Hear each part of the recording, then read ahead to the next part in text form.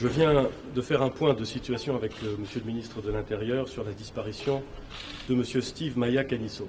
Depuis hier, on s'interroge sur le silence de Christophe Castaner. Son silence et son regard un peu perdu aux côtés du Premier ministre qui présentait les conclusions du rapport de l'IGPN sur l'intervention de la police nantaise et la noyade de Steve. On se demande pourquoi c'est pas d'ailleurs le ministre de l'Intérieur qui s'exprime. Il est très absent, il est très silencieux, ce ministre de l'Intérieur, sur ce dossier. Mais enfin, j'ai compris hier, quand le Premier ministre est intervenu sur le perron de Matignon, qu'il avait repris le dossier en main et qu'il était lui-même, il se sentait au moins co-responsable, si ce n'est le premier à devoir rendre des comptes. Je vais vous dire, tiens, Alexis Corbière, ministre de l'Intérieur, à la différence de M. Castaner, je l'ai vérifié avant l'émission, j'aurais tweeté au moins un message de soutien à la famille de Steve Caniço. Depuis le 21 juin, le compte Twitter du ministère de l'Intérieur, qui s'exprime sur tout. Mais il s'est exprimé, Christophe Castaner s'est exprimé. Non, mais d'accord, mais il s'est exprimé à la télévision. Oui, mais attendez, c'est symbolique ce que je dis là, mais ça n'est pas sans importance. Parce que des tweets de soutien à la permanence d'élus et LREM, il y en a plein de la part de M. Castaner.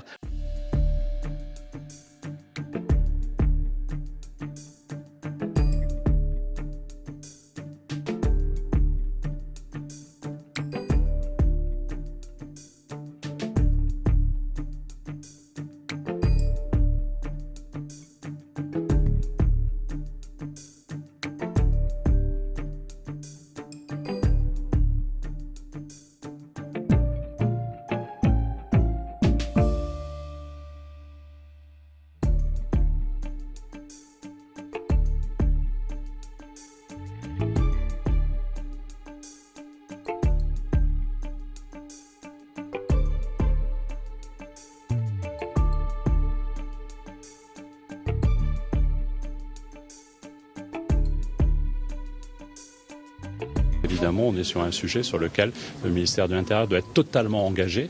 D'abord dans la recherche de la personne disparue, doit être totalement engagé pour faire toute la vérité dans la transparence totale sur la façon dont s'est déroulée l'opération.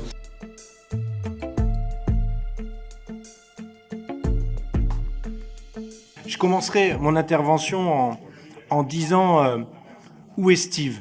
Chaque fois, il y a une petite série de mensonges avant qu'on finisse par reconnaître vaguement la vérité.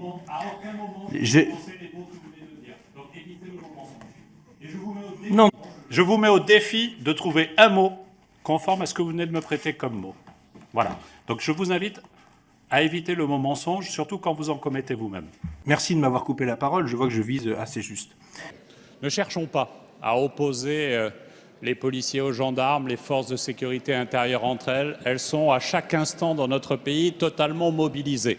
Mais il y a des moments, Madame la députée, où il faut effectivement s'interroger sur un process d'intervention.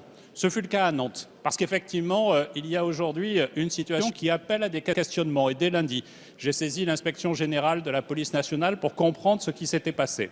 Vous le savez, vous l'avez évoqué, je souhaite insister sur ce sujet, puisque nous sommes dans un moment de tension, parce qu'effectivement, un jeune homme a disparu.